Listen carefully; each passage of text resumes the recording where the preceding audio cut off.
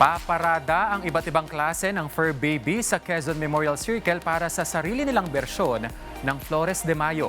Yan ang sentro ng balita ni Sheila Natividad, live. Sheila. Kenneth, kung sa mga Santa Cruzan, ang bida ay ang mga reyna, dito sa 1st de Mayo 2026, ang mga nakasuot ng korona at magagarbong gown ay mga fur babies bilang mga munting bigwi ng araw kasama ang kani-kanilang fur parents.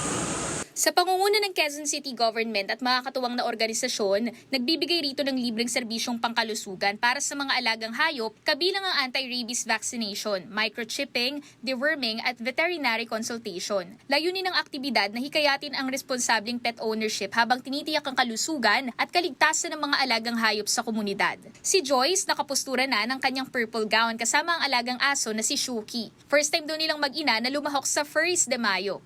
Kasi lagi kami ni Shuki, lagi kami ng dog ko sa circle, saka sa wildlife.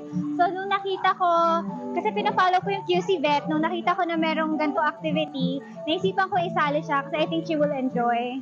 Samantala, malaki rin ang naging interes ng mga residente dahil bukod sa libreng serbisyo, mayroon ding mga pet talks at iba pang information activities na makatutulong sa mga fur parents sa wastong pag-aalaga ng kanilang mga aso at pusa.